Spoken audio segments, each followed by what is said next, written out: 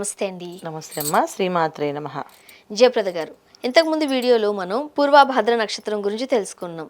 మీరు చెప్తున్నప్పుడే నేను ఎప్పుడూ వినలేనంత కష్టతరంగా మీరు చెప్పారు పూర్వభద్ర నక్షత్రం అవును. గురించి. మరి ఉత్తరాభాద్ర వినడానికి కాస్త దగ్గరగానే కనిపిస్తున్నాయి కాబట్టి పలకడానికి. మరి జాతకాలు కూడా అలానే ఉంటాయా? కొంచెం వీళ్ళకి ఏమైనా మంచి ఫలితాలు ఉండే అవకాశాలు ఉన్నాయా?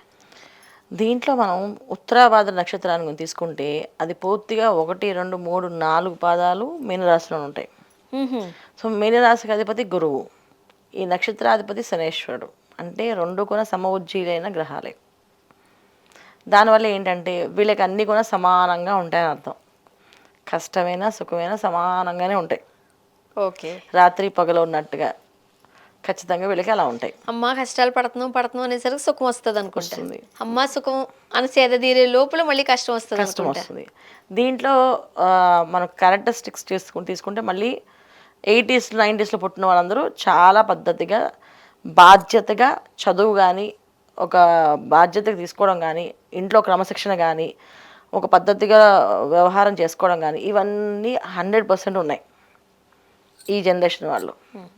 వాటికి మొత్తం ఏది ఉండదు. ఒక పద్ధతి ఉండదు, ఒక క్రమశిక్షణ ఉండదు, ఒక డిసిప్లిన్ ఉండదు. ఇష్టోషాలు మాట్లాడతారు. ప్రతి ఒక్కదానికి ఒక యారగెంట్గా మాట్లాడే ఆ లక్షణం. అంటే ఇది చేయకపోతే ఏమవుద్ది, ఇప్పుడు నేను దేవుడు నిన్నేమని అంటాడా, నేను చెయ్యను, అయితే ఏం చేస్తాడు దేవుడు, ఇప్పుడు రెస్పెక్ట్ చేస్తాడు, ఎక్కడ కనిపించలేదు ఏంటో మనం పూజ చేస్తాం, పొద్దున్నుంచి లక్ష్మీదేవి రావట్లే, కనిపించలేదు ఎక్కడ అని కామెంట్ చేయడం, వెటకారం చేయడం.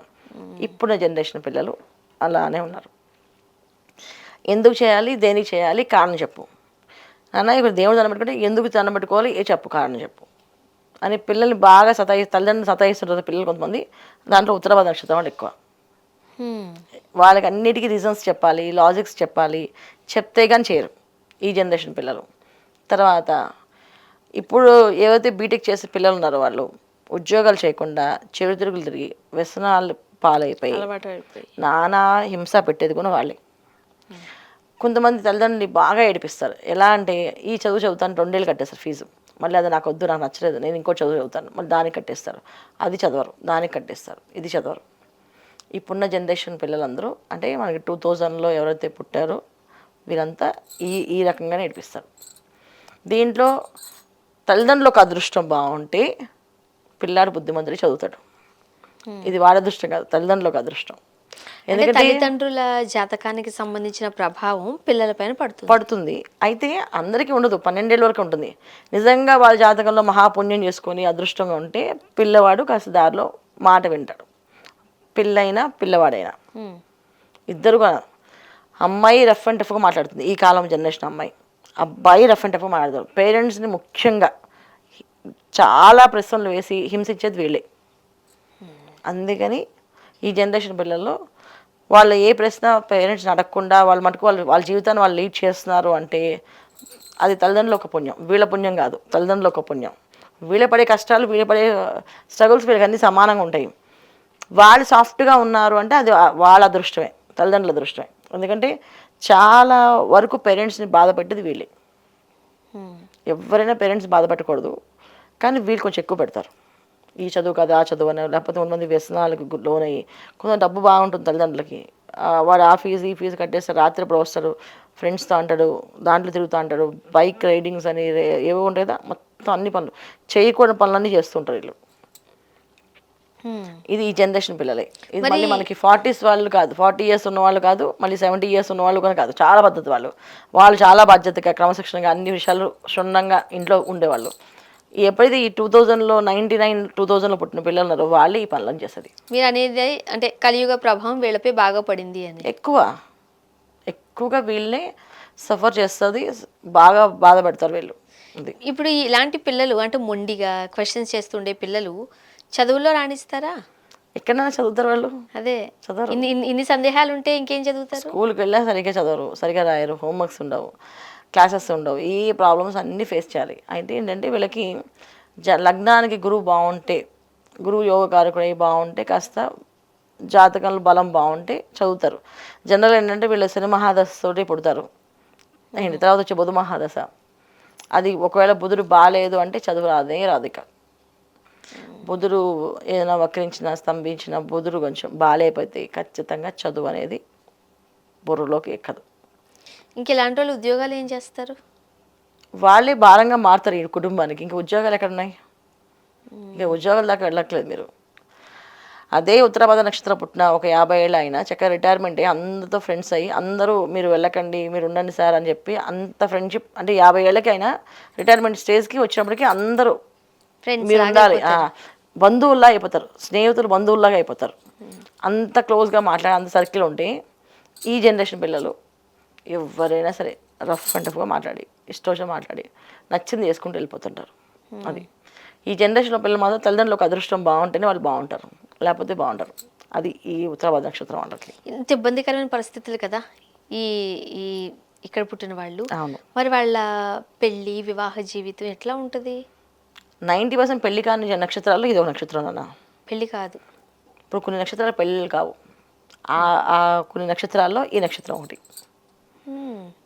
వాళ్ళకి సరైన సమయంలో వివాహం చేయాలి అంటే చాలా తల్లిదండ్రులు ఒక కృషి పట్టుదలతో పాపం వాళ్ళు చేసే ఏదైతే దాన ధర్మాలు పుణ్యం కార్యక్రమం ఉందో దాన్ని బట్టి వివాహం చేస్తే ఆ అమ్మాయి వల్ల వీళ్ళు మారుతారు, లేకపోతే ఆ అబ్బాయి వల్ల వీళ్ళు మారుతారు, అమ్మాయినా అబ్బాయినా. ఇప్పుడు ఈ ఈ ఈ రకరకాల సందేహాలతో లేకపోతే ఇంత ఇబ్బంది పెడుతూ అమ్మాయిలు అబ్బాయిలు ఒకలానే ఉంటారు. ఒకేలా ఉంటారు. అదే కదా అదే ఈ కదా. విషయంలో సిచ్యువేషన్లో అట్లీస్ట్ పూర్వభాద్రలోనైనా కాస్త డిఫరెన్స్ కనిపించింది అమ్మాయిలకి అబ్బాయిలకి. అవును. వాళ్ళు ఎవరికైనా ఒకరికి ఎఫెక్షన్గా వాళ్ళు ఒకరికి ఇన్ఫ్లుయెన్స్ అయ్యి ఉన్నారు.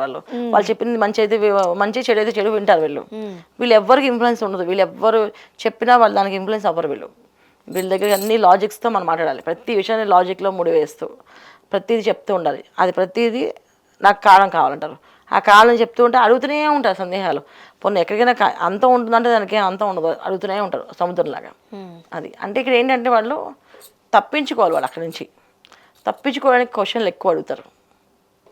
ఎందుకంటే దేనికో దానికి మనం సరెండర్ అయిపోతే అవ్వదు, మళ్ళీ పని చేయాల్సి వస్తుందా అని చెప్పి వాళ్ళు వెతికే సమయం అంతా దానికి పెడతారు. చాలా తెలివైన వాళ్ళే, కానీ ఆ తెలివితేటలని వృధాగా వాడతారు. వాళ్ళకి కావాల్సిన అనుకూలంగా మార్చుకోవడంలో వాడికంటే ఎదుటి వాళ్ళకి ఏది కావాలో అది చేసేస్తే వీళ్ళు మంచి స్థాయిలో ఉంటారు. అందుకే నేను ఉత్తరాభాద్ర నక్షత్రంలో ఒకవేళ శిశువు జన్మిస్తే చిన్నప్పటి నుంచి వాళ్ళకి దైవభక్తిని నింపండి. గుడికి తీసుకెళ్ళాం రెగ్యులర్గా. మన ప్రధానమైన దినచర్య నీకు రోజు గుడికి వెళ్ళడం, దండం పెట్టుకోవడం, సూర్య నమస్కారం చేయడం, ఆంజనేయ స్వామిని కొలవడం, ఈ పూజలు అలవాటు చేసి ఇంట్లో అబద్ధాలు చెప్పకుండా పెద్దవాళ్ళని ఎదిరించకూడదు అని నేర్పించమని చెప్తాను. ఖచ్చితంగా నేర్పించి ఇప్పుడు జనరేషన్ పిల్లలు ఎవరన్నా ఉత్తరాభాద్ర నక్షత్రం, నేనైతే ముహూర్తాల్లో ఇవ్వను ఆ నక్షత్రాన్ని. ఒకవేళ ఇన్ కేసు వాళ్ళకి డెలివరీస్ అయినప్పుడు వచ్చేసాయి నా నక్షత్రం వచ్చిందండి అంటే మీరు చిన్నప్పటి నుంచి అమ్మాయికైనా అబ్బాయికైనా వీళ్ళకి ఏంటంటే మన లైఫ్ చాలా బాగుంటుంది, ఇబ్బంది లేదు. చాలామంది తల్లిదండ్రులు అంటారు మనం తినకపోయినా పిల్లల్ని బాగా చూసుకోవాలి, పిల్లలకి అన్నీ కొనివ్వాలి అనుకుంటాం కదా. వీళ్ళకి అదే అడ్వాంటేజ్. వీళ్ళ తల్లిదండ్రులు వీళ్ళకి ఏమీ లేనట్టు చూపించాలి. నాన్న నువ్వు కష్టపడితేనే నువ్వు రేపు నీకు అది వస్తుంది, నువ్వు కష్టపడిపోతే రాదు అని చెప్పాలి ఈ జనరేషన్ పిల్లలకి. అప్పుడే వాళ్ళు చదువుతారు. లేకపోతే నాకేం తక్కువ, మా నాన్న ఆస్తుంది, అయితే మా అమ్మ ఉద్యోగం ఉంది, మా అమ్మ సంపాదించిన ఉద్యోగం రిటైర్ అయిన తర్వాత వచ్చే డబ్బులు నాకే వస్తాయి అని లక్షణంతో అదే గోల్తో బతుకుతారు వీళ్ళు హ్యాపీగా. అండ్ వీళ్ళ తల్లిదండ్రుల పేర్లు, తల్లిదండ్రుల వాళ్ళ పదవుల్ని వీళ్ళు క్యాష్ చేసుకుంటుంటారు. సో చిన్నప్పటి నుంచి వాళ్ళకి కష్టం అంటే ఏంటో నేర్పిస్తూ కష్టపెట్టి పెంచాలి వాళ్ళని. ఒకవేళ బాగా డబ్బు ఉంది వాళ్ళకి ఉన్నా సరే పిల్లవాడికి హై కంఫర్ట్స్ పెట్టకూడదు. వాడికి ఎప్పుడైతే తెలిసిన దగ్గర నుంచి టెంపుల్స్ తీసుకెళ్ళడం, గుడి తీసుకెళ్ళడం, నువ్వు ప్రదక్షిణాలు చేయాలి, నడవాలి, అన్ని కార్లు తిప్పడాలు, కార్లో తీసుకెళ్ళాలి, వాళ్ళకి కావాల్సిన ఇవ్వడాలు అస్సలు చేయకూడదు. చేస్తే వాళ్ళకి నరకం చూపించేస్తారు. అదేక చిన్నప్పటి నుంచి వాళ్ళకి అన్ని గివింగ్ అంటే ఇవ్వాలి నాన్న, ఇవ్వాలి, ఇస్తేనే మనకు వస్తుంది, నువ్వు అది ఇవ్వాలి, నువ్వెవరిని ఒక మాట అనకూడదు, నువ్వెవరిని పొరపాటున నిద్రలో గబుకుని తిట్టకూడదు అని నేర్పిస్తూ ఉంటే అది వాళ్ళకి కొంచెం మార్పు అనేది జరుగుతుంది. ఇది కూడా వాళ్ళ జాతకంలో యోగం, తల్లిదండ్రుల యోగం ఉంటేనే. ఇది తల్లిదండ్రులకి అలాంటి కొడుకుని ఉన్నతమైన కొడుకు బాగుండే ఇప్పుడు పిల్లలకి తల్లిదండ్రులకి ఉన్న రిలేషన్ ఏంటి?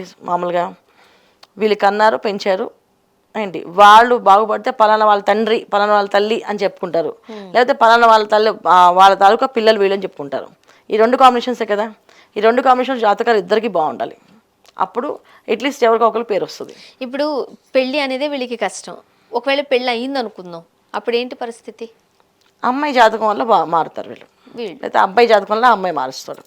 అయితే ఇక్కడ పేరెంట్స్ ఇన్వాల్వ్ అవ్వకుండా వదిలేయాలి కామ్గా, అప్పుడు వాళ్ళు మార్చుకుంటారు. ఉతికి తాడు తీసి మార్చేస్తారు. ఇది బాగుంది, ఈ పద్ధతి బాగుంది. హెల్త్ బాగుంటుందా వీళ్ళకి? జనరల్గా వీళ్ళు చేసే పనులకి రేపు అనుభవించేది ఏంటంటే, మనం ఏ కర్మ చేసినా అది పదింతలుగా వస్తాయి కదమ్మా. అంటే ఒక విత్తనం మనం భూమిలో వేసాం అనుకో, చెట్టుగా మారి దాని నిండా వృక్షం మీద ఎన్ని పళ్ళు ఉంటాయి అన్ని పళ్ళు వస్తాయి కదా. అలాగే వీళ్ళు చేసే ఏవైతే చిన్న చిన్న మిస్టేక్స్, తప్పులు ఉన్నాయో అవి రేపు పొద్దున్న వెళ్ళి రోగాలుగా బాధిస్తాయి. ఏ తప్పులు చేయకుండా అంత సాఫీగా ఎవరు ఉండరు. కాకపోతే ఏంటంటే వీళ్ళ దురదృష్టం అది. వీళ్ళు దురదృష్టం కాదు, వీళ్ళకి తెలిసి తప్పు చేస్తారు. ఇప్పుడు తెలియని మూర్ఖులు ఉంటారు, తెలిసిన మూర్ఖులు ఉంటారు. వీళ్ళు తెలిసిన మూర్ఖులు ఏ విషయమైనా.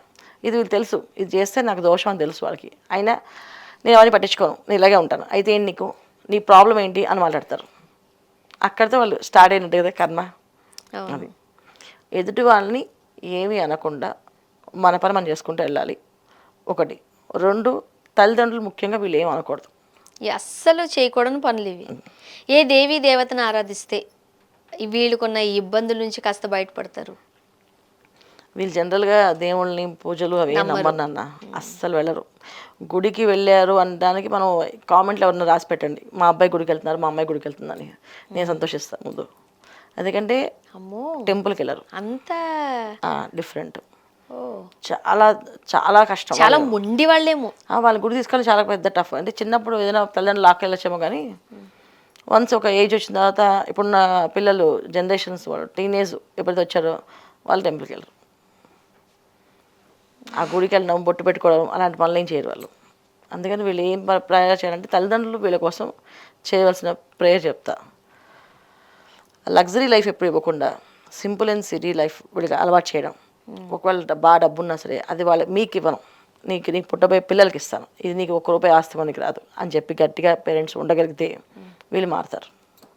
చాలా సింపుల్ లైఫ్ అలవాటు చేయాలి. సింపుల్గా నువ్వు వెళ్ళాలి, నువ్వు వెళ్ళి లొకేషన్ పెట్టుకో. ఇవాళ రోజున లొకేషన్స్ ఉన్నాయి కదా, ఫోన్లో లొకేషన్ పెట్టుకో, వెళ్ళు. లేకపోతే మాని. అంతే, అంత కఠినంగా ఉండాలి. డ్రైవర్ని, కార్ని, మనకున్న హోదాని చూపిద్దామంటే వీళ్ళు దానికంటే దజ్జాగా బతికేస్తారు. అందుకని ఖచ్చితంగా నిర్ణయాలు తీసుకుంటే తల్లిదండ్రులు స్ట్రాంగ్ నిర్ణయాలు. మన ఎమోషన్తో వాళ్ళు మాట్లాడతారు. వాళ్ళు ఉండే తెలియట్లు ఎలా ఉంటాయంటే, అసలు మనకి ఏదైతే ఎమోషన్గా ఫీల్ అవుతామో దాన్ని ఆ సిచ్యువేషన్ వాళ్ళు 10 సార్లు వాడతారు. సో దాని నుంచి మనం బయటపడాలి. ఇంత నెగిటివ్గా చెప్పాలని మీరు ఏమనుకోకండి. ఉన్నదాన్ని నేను జాతకంలో అనాలిసిస్ చేసిన విషయాల్లో ఇప్పుడు దాకా చూసిన జాతకాల్లో ఈ ఉత్తరాభాద్ర నక్షత్రాల మీద ఉన్న నెగిటివ్ పేరెంట్స్ బాధలు, తెలుసుకోవాలి ఖచ్చితంగా. వాళ్ళు ఏడుస్తుంటే నన్ను అసలు తట్టుకోలేకపోయేదాన్ని. అన్ని కప్పిపుచ్చి చెప్తే అంతా మంచిగా చెప్పడానికి, వినడానికి అలవాటు పడిపోతున్నారు చాలా మంది. కానీ కాదు, ఉన్నది ఉన్నట్టుగా చెప్పాలి, ఉన్నది చెప్పాల్సింది. ఎందుకంటే అది మారాలి కదా. కనీసం ఇప్పుడు ఒక 10 ఏళ్ళ అబ్బాయి మనకి బుద్ధిగా కనిపించవచ్చు, కానీ తర్వాత 10 ఏళ్ళ తర్వాత వాడు 20 ఏళ్ళ తర్వాత వాడు ఎలా ఉంటాడు అనేది వీళ్ళు తెలియదు. ఈ 10 ఏళ్ళు బాగున్నాడు కదా వీడు, అంటే వీడు బాగుంటాడే అనుకుంటారు. కానీ 10 ఏళ్ళ నుంచి అలవాటు అయింది అనుకోండి, నెక్స్ట్ 80 years లైఫ్ని హ్యాపీగా ఎంజాయ్ చేయొచ్చు. యాక్చువల్గా చెప్పాలంటే ఇక్కడ ఉండాల్సింది పేరెంట్స్. జాగ్రత్తగా తెలుసుకోవాల్సింది పేరెంట్స్. వాళ్ళ పెంపకం, వాళ్ళ డిసిప్లినే వాడి భవిష్యత్తుకి కానీ ఆమె భవిష్యత్తును కానీ తీర్చిదిద్దుతుంది. ఓకే, ఉత్తరాభాద్ర నక్షత్రం గురించి చాలా వివరంగా తెలియజేశారు. ఇక్కడ నక్షత్రం గల వాళ్ళు ఎలా ఉంటారు అనే దానికన్నా అసలు పేరెంట్స్ ఎలా ఉండాలి, వాళ్ళ పట్ల ఎలా బిహేవ్ చేయాలి, చాలా వివరంగా తెలియజేశారు. ధన్యవాదాలండి. నమస్తే అమ్మా. శ్రీమాత్రే నమః.